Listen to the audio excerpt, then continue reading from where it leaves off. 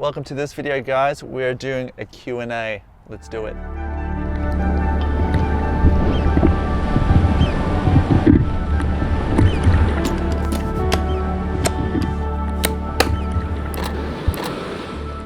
So I just finished a surf session here at Kingscliff, and I sent out the message on Instagram to see what questions you guys had. Ask me anything about myself or about surf photography. That's what this video is all about. So anyway, let's get straight onto it. First question number one, what initially got you into shooting surf? Also, can you shoot a long lens through a dome port? Warwick Wallace. Well, Warwick, no, you cannot shoot a long lens through a dome port. You can shoot it, but it won't work. So it'll distort the view a bit. So you don't really want to shoot a long lens through a dome port. You want to shoot it through a flat port, and you want to use a wide angle or a fisheye through a dome port. I think that's right. Fingers crossed. What initially got me into shooting surf? Hey, well, number one, I've always loved the ocean. That's the main thing. I picked up a digital camera when I was about 16 or 17 at high school, and I sort of dabbled in some photography then, but nothing seriously up until about 3 or 4 years ago after I finished shooting Eat, Sleep, Surf Taiwan. Now it's all video and a couple stills, but then I got seriously into surf photography when I finished that trip. So that's how I've taken it up a notch. I bought the gear, I bought the good camera, I bought the housing, and yeah, it's gone really good from then. How did you learn all the modes and settings? Josh Twitchin. Well, Josh, I read the manual. You just read the manual of your camera. It explains what each mode does, and you can look on the internet and work out different photos and what you want to try accomplish. And from learning the manual, I just take it out in the ocean and do session after session, learning everything and learning how every mode affects every situation. So that's, thanks Josh for that question. What is your favorite break on the Gold Coast to surf and photograph or film? Pat Pierce and Jacko Steele asked this question. Well, I think you all know that answer to that question, and that is Burleigh Heads. My favorite place to shoot. That headland is magnificent. It's just so big. It's perfect. It's really good. What else we got? What do you love about water photography? Cruisinator number 3. Well, Cruisinator number 3. Surf photography, water photography. Well, I like shooting from land, but I just like being in the water because I used to surf a lot, and then I picked up the camera and I found it hard to juggle surfing and photography. But when I bought the housing, you sort of go out and you experience the session with the surfers or in the ocean. It just feels a lot better. I don't know, you feel refreshed. It's like going for a swim. Better than shooting from land where it's pretty hot and it's not that fun. But you get good shots from land, but I like being in the water. It's more fun. Can you do a whole video using the 5D Mark III as you did when you forgot your GoPro at Coolangatta, Shorey, Carlos? I can try do a whole vlog just with the DSLR. It'll be hard to get photos because I sync the video footage from the GoPro with the DSLR photos. So that's how my vlogs work, but and the video in shooting through a longer lens, it's a bit shaky, there's no stabilization. I got an IS lens on the DSLR, but it's a bit shaky. I can do it again. It should be fun.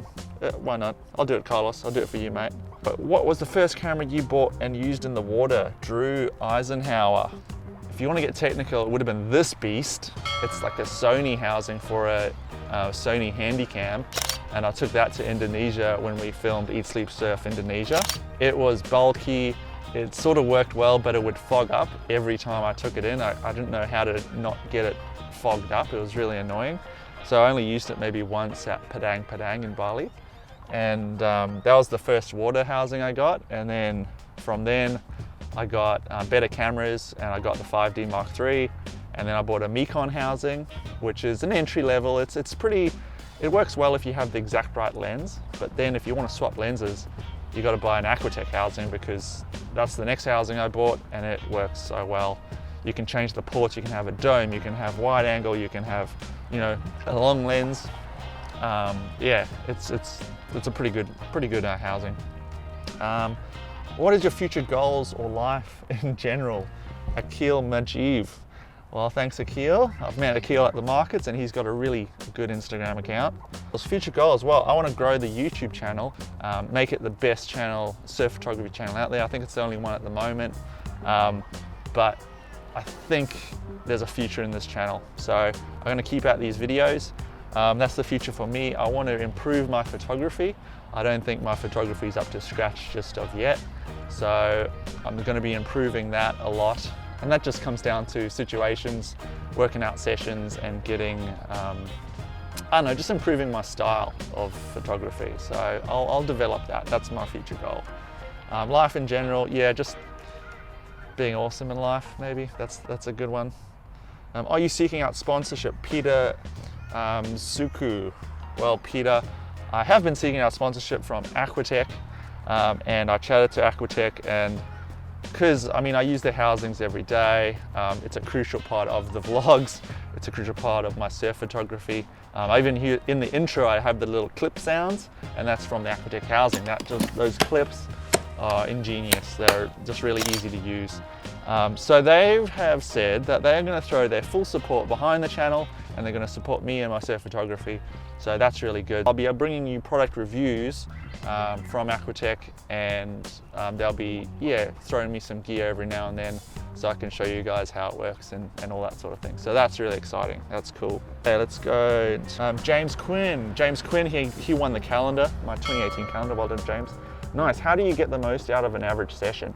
Well, I just squeeze the juice out of every session that I go, because when you go out, there's lots of opportunities. I don't know, that makes no sense. Using a longer lens. So a wide lens, you have to be in the exact right position to get whatever shot you're getting. If you use a long lens, you just have to turn that lens and you can look around and shoot and frame a shot a lot quicker. So if you use a longer lens, you can get more out of that session. I also put a GoPro on the top of my camera housing, and that gives me video footage, so I can double up some slow-mo footage with my stills. So that's how I make the most out of a session. So what's your motivation? I just love the ocean. That's pretty much it. The ocean is awesome. How good's the ocean? The ocean's freaking great. Scariest moment out in the water. That's a good question. You'd think it would be sharks. I think about sharks a lot out there, but the scariest moments is when maybe I'm in the wrong position and I get hit by a wave. That's okay. But I think the other scariest moment, actually, this is what happened in summer, is when another swimmer or someone else, I'm out there and they call for help. It's happened twice this summer where a surfer has either lost their board, they're not experienced, and they start waving their hand for help, and I'll be the nearest person there and I have to go rescue them or go assist them. So that's happened twice. That's scary because you don't want anyone to drown or anything like that. So swim between the flags, that's all I can say. That was Sam Freeman. Thanks, Sam. What's your motivation? Ryan Lynch photo. Scariest moment out in the water. Oh no, that was Ryan. Sorry. And Narari Banley. What's your best tips for beginners trying out surf photography? That's a good question. I'd say just read the manual of your camera so you know what all the settings do. Don't always shoot in ISO 100. I made that mistake. Don't use the highest aperture. You use somewhere in between. They'll give you the sharpest shots. Don't always use the highest aperture, like 1.8. Don't use that. Use 5.6. That's better. Are you worried about sharks, Luke Workman? Well, thanks, Luke. I know Luke. He's a really good surf photographer on the Gold Coast, and he's got a banging Instagram, so go check out Luke Workman on Instagram. Are you worried about sharks? Yeah, I get worried about sharks. Here in Kingscliff, it's a bit sharky, so yeah, I was thinking about it today when I was out with Florian. Blake Sheffield 04. Is it easy and cheap to produce and sell canvas and t-shirts? T-shirts, I get a company to produce them, so I just supply the artwork and the company prints them and delivers them. So that's reasonably cheap. I've worked that out the hard way. Before I used to print my own shirts and then take them to the post office and sell them, and that would just be too much. It's a lot of work. It's not worth it. So get these companies to produce the shirts for you. Canvases. Yeah, canvases are hard. It's hard to sell. The surf photography is a crowded market. There's a lot of people in it. But my advice would be to shoot your local break, get local photos and go to your local markets to sell them to local people. That makes a lot of sense. until you get your photos a lot better, that's when maybe you'll get an international audience to buy your photos. So that was Blake, thanks Blake. V Dunham, what was the first photo that made you realize that you wanted to shoot waves, and what camera was your first wave photo taken on? Well, my first decent camera, I saved up my money and I bought I think it was a Rebel 450D Canon Rebel 450D with a 70 to 300mm f 4.5 to 5.6 lens. And I went down to Wurtala on the Sunshine Coast and I shot these photos, and I was hooked, and I thought that was the best thing ever. But from then I've done film and did more video stuff, and now I'm back shooting photography for the last 4 years. So that's what that session, and I sent those photos to like a local paper and they published them, and I was like, oh wow, that's really cool, got my photos out there. So yeah, that was the first time I took a photo, and I was pretty proud of it. Yeah.